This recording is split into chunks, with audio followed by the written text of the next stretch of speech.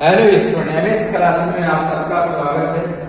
आज हम लोग जो है कक्षा 10 का 5वां अध्याय समांतर श्रेणी का प्रश्नावली 5.1 का पहले का जो चौथा पोर्शन है इसको करके समाप्त कर लेंगे।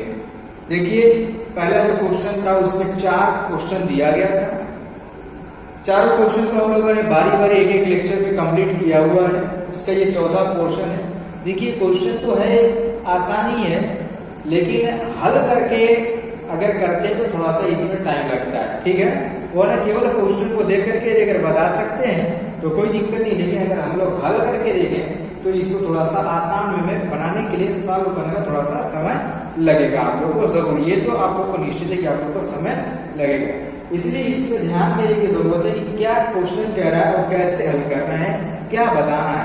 क्वेश्चन में यही पूछा है कि ये जो हमने क्वेश्चन बनाया गया है, क्वेश्चन में ये लिखा था कि बताइए कि ये दिया गया क्वेश्चन हमारा समांतर श्रेणी है कि नहीं है, यही चीज बताना है। अब क्वेश्चन क्या कह लिखा है, खाते में प्रत्येक वर्ष विश्वधन, जबकि 1000 रुपए की राशि, विश्वधन हमारा पहले 1000 रुपए की राशि है, उस पर 8% वार्षिक दर से चक्रवृद्धि ब्याज पर जमा किया जाता है। तो इसमें से 1 वर्ष के बाद, 2 वर्ष के बाद, 3 वर्ष के बाद, इस तरीके से 4 वर्ष के बाद, 5 वर्ष के बाद बताना ये है कि जो इससे 1 वर्ष के बाद, 2 वर्ष के बाद, 3 वर्ष के बाद जो प्राप्त होगा वो क्या कहलाएगा, वो हमारा समांतर श्रेणी बनेगा कि नहीं बनेगा, ये चीज इसके अंदर हम लोग को बताना है। तो आप लोग फॉर्मूला पढ़े होंगे शायद, कुछ इस प्रकार से फॉर्मूला होता है कि A बराबर P, नहीं यहाँ पर जो है 1 प्लस यहाँ पर इसकी जो दर होती है, रेट बोला जाता है R के बटा में 100 और इसकी पावर n, इस तरीके से। n क्या हमारा यहाँ कहेंगे टाइम भी लिखा रहता है, ठीक है ना, टाइम मतलब 3 वर्ष जो हमारा समय दिया था। इस तरीके से फॉर्मूला आप लोग पढ़े हुए, ठीक है ना। तो यहाँ पर सबसे पहले अगर क्वेश्चन में हमारे जो दिया है वो दर दिया है कितना, 8%, और जो मूलधन, पहला मूलधन दिया है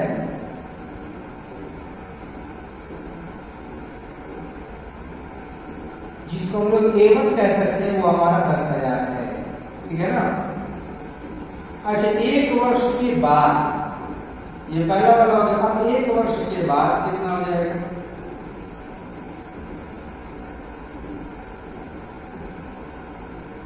एक वर्ष के बाद की बात करें अगर, जिसको हम लोग A2 बना दे रहे हैं, ये क्या हो जाएगा 10,000, और यहाँ पर 1 माइनस, यहाँ पर 8%, 1 माइनस ये प्लस रहता फॉर्मूले में, प्लस तरीका है 8 के बटा में 100, और यहाँ पर कितना आएगा, घात में 1 हो गया। इसी तरीके से 2 वर्ष के बाद ये अगर निकाले तो 2 वर्ष के बाद हमारा क्या जाएगा A3, यहाँ पर करेगा यही 10,000, और यहाँ पर 1 प्लस 8 के बटा में करेगा 100, और इसकी घात हमारा हो जाएगा कितना, 2 हो जाएगा, ठीक, 2 हो गया। इसी तरीके से 3 वर्ष के बाद निकालना है,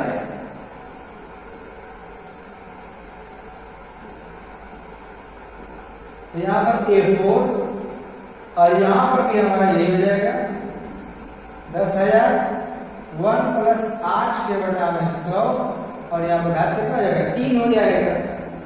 तो ये चीज हमारी इसमें देखने को मिल रहा है, 1 वर्ष के बाद, 2 वर्ष के बाद। अब जरा इसमें एक चीज ध्यान दीजिएगा, इसमें जो हम लोग का जो मूलधन बढ़ रहा है, इसमें यहाँ पर घात में आ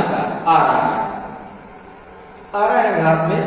और जब कभी भी यदि अगर घात में बन जाए, घात लगातार बढ़ रही हो, संख्या पर घात बढ़ रही हो, कभी भी किसी भी संख्या में यदि अगर घात बढ़ती है, तो जब घात बढ़ती है तो वो कभी समांतर श्रेणी में नहीं हो सकता है।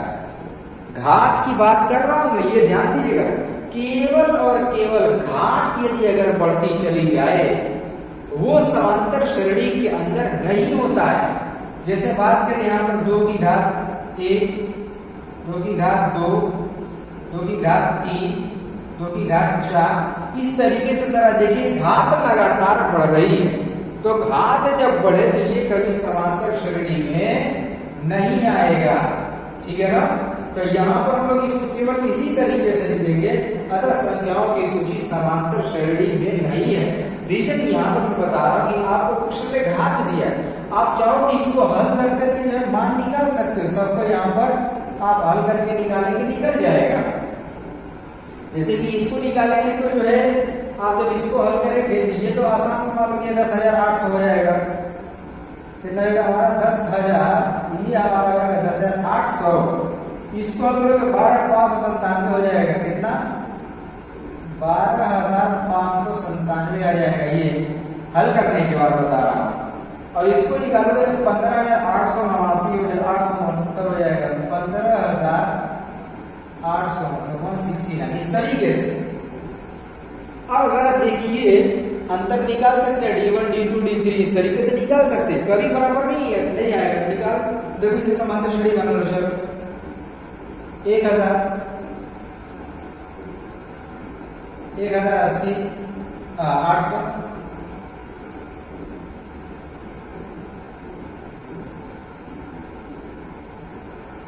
इस तरीके से बना लिया। अच्छा निकालो जरा D1,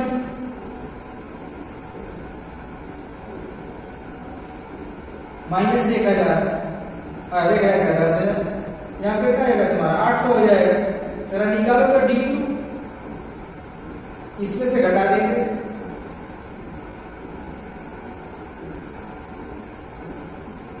घटा दो जरा इसमें से इसको,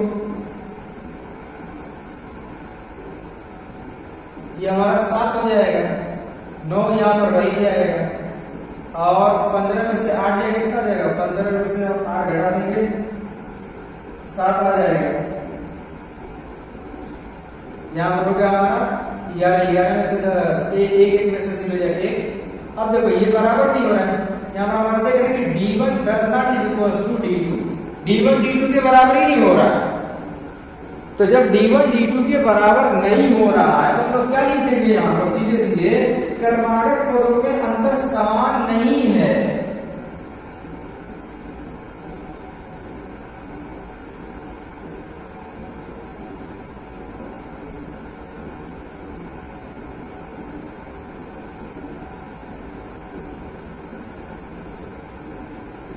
फिर उसके बाद लिखेंगे अतः क्रमागत पदों में अंतर हमारा क्या समान नहीं है, तो फिर आप नीचे लिखेंगे अतः संख्याओं की सूची ए भी नहीं है।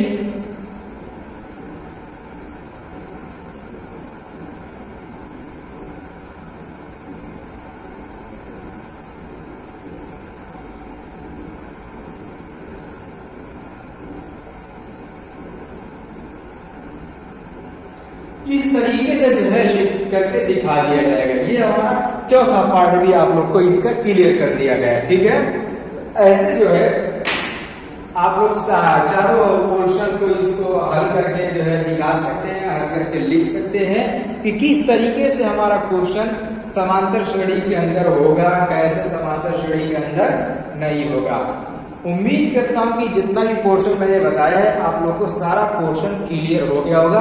यदि अगर कहीं पर डाउट है तो आप लोग जो है कमेंट करके बताइए, या एक बार से वीडियो को देख लीजिए, डाउट आप लोग का क्लियर हो जाएगा।